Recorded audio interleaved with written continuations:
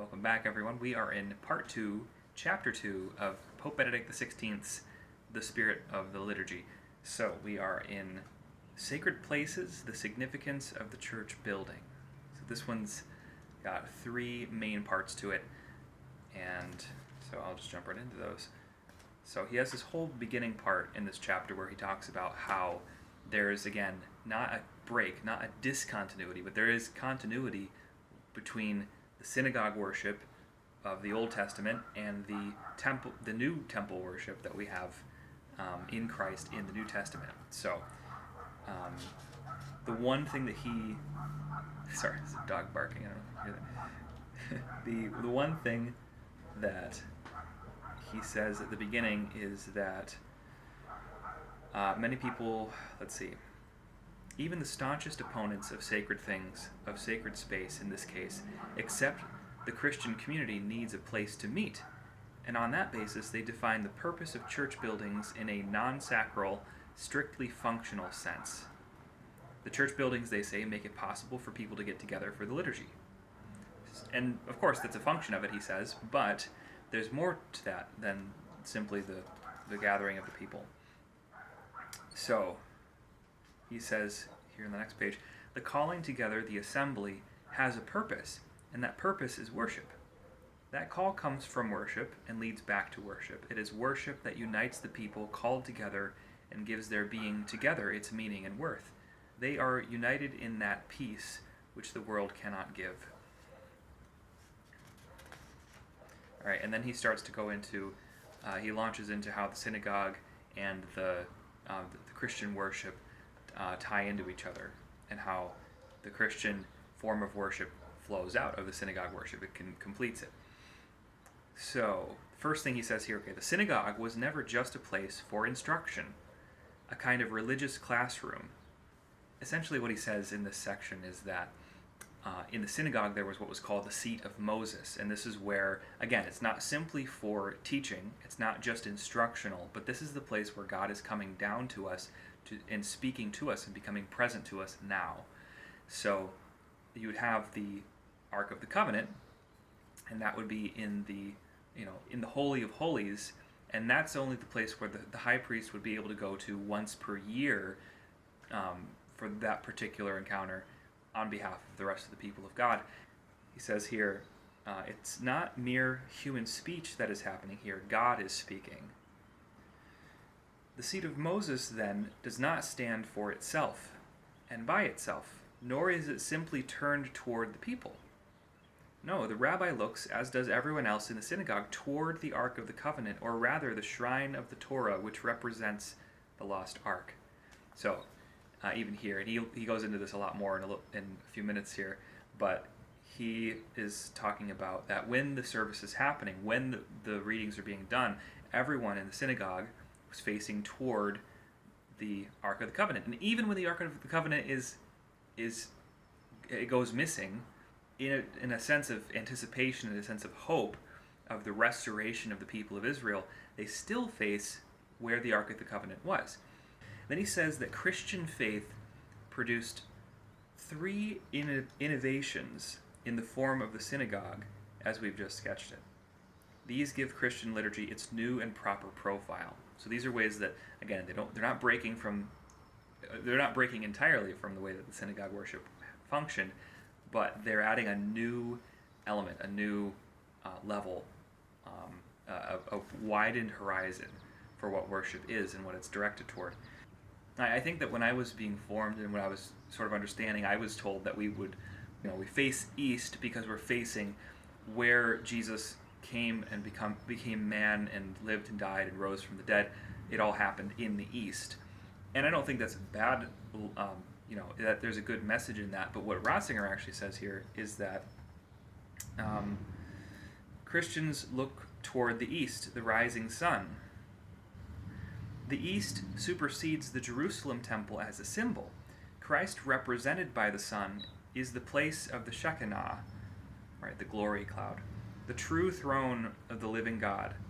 In the incarnation, human nature truly becomes the throne and seat of God, who is thus forever bound to the earth and accessible to our prayers. And here he says, that it's a prayer of hope, that we're looking toward the east, we're looking toward where the sun is rising. He says that it's an eschatological, right? We're looking toward the end, our final goal. In Christian worship, when we're looking toward the east, we're looking in anticipation. We're both looking because that is where Christ, he is the rising sun, and he is the sun who is returning to fulfill all things. He says also in here that even the word orientation, we get that word from this sense of the traditional Christian practice of having our church buildings and our worship all facing east, right? We've heard the term ad orientem, or toward the east, and that's when you see maybe a traditional Latin Mass or a Society of St. Peter, where the priest isn't facing you, but is facing east, or at least symbolically east, if the church building isn't actually built so that when you're facing that way, he's at least symbolically saying, okay, we're going this way. We're all worshiping in the direction of the anticipation of the rising sun, the Son of God, Christ. So, part of that, Ratzinger here even goes a little bit further and says that this adds an element of, there's an incarnational element to it that includes creation. So that we're not just, it's not all about us, right? All of the worship's about God, and we're in anticipation and hope going toward that goal, but it's also that the sun itself is the symbol, right? Not the sun in itself. The sun isn't God or anything like that, but that all of creation, right? If you go back a few videos, that's video 1 or 2, and we talked about the exitus and the reditus, the exit from God and the return back to God, that everything is going to be a redemption to God. Everything needs to find its fulfillment and purpose, right? Not universalism. I'm not talking that every single person is going to be saved necessarily, but that our fulfillment is in redemption in God. So, all of creation, right? There's going to be a new heaven and a new earth. I think we sometimes forget about that. We think about our souls. I think I've complained about this in other videos, but the repulsive idea that we're just trying to shuck this body so that we can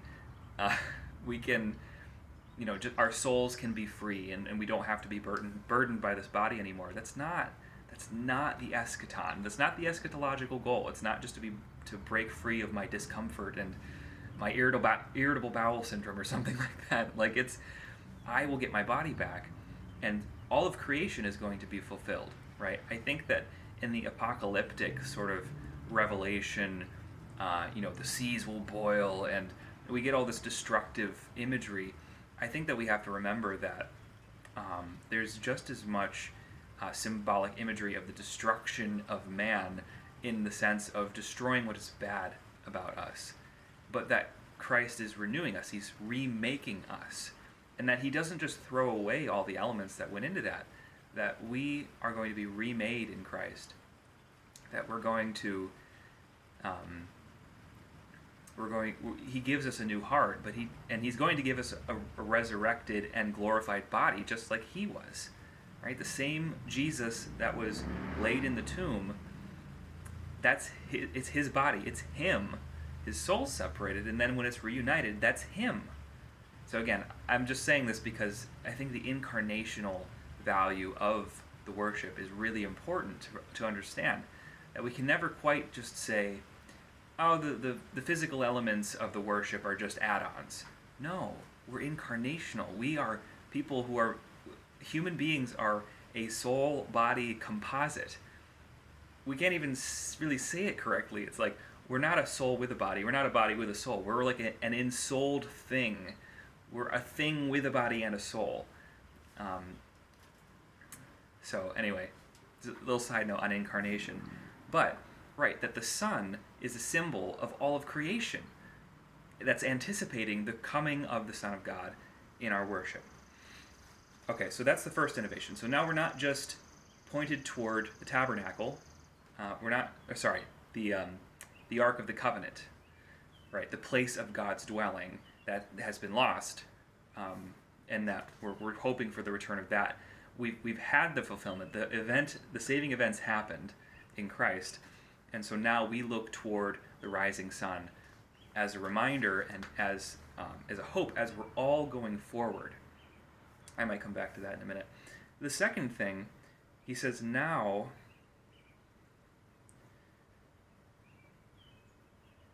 in the east, at the east wall, or in the apse, right? The apse is the part where the sanctuary, the tabernacle, sometimes the apse is sort of domed, right?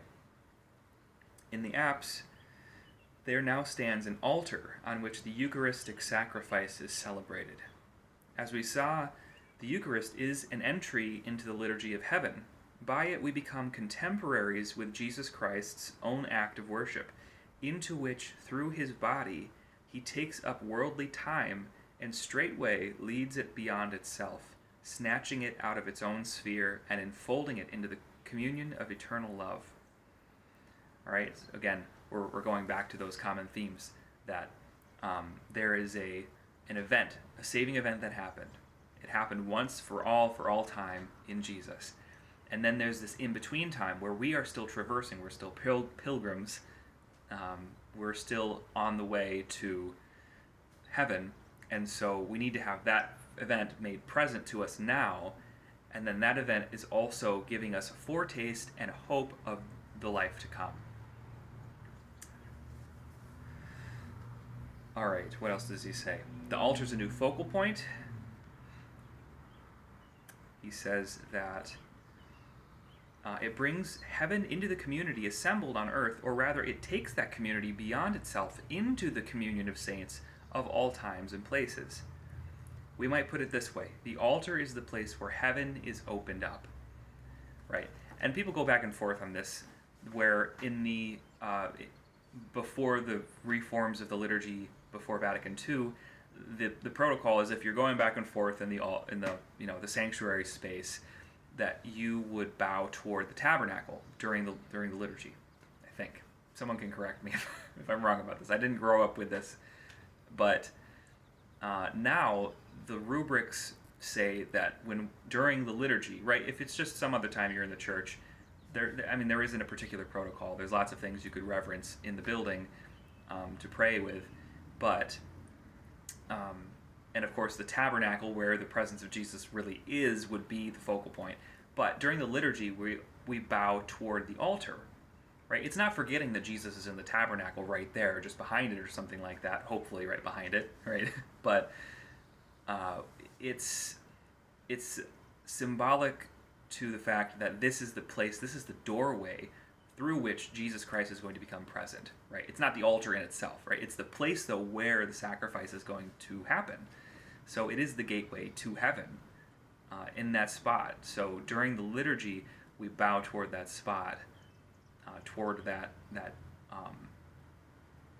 concrete thing there, that table, that altar, because of that reality. So the altar is the second innovation that's come out of the synagogue worship in light of Christ. The third point is the Gospels.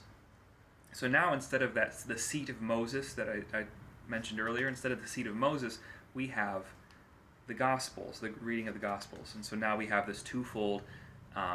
We have the readings, some of which are from the Old Testament, which culminate in the proclamation of the Gospel.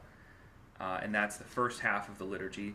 And then it leads into the second half of the liturgy, which is the liturgy of the Eucharist. And so the Word leads to the proclamation of the Word, which is transformative in itself, leads to and is a part of the transformation of those physical elements, which become Jesus' body, blood, soul, and divinity for us.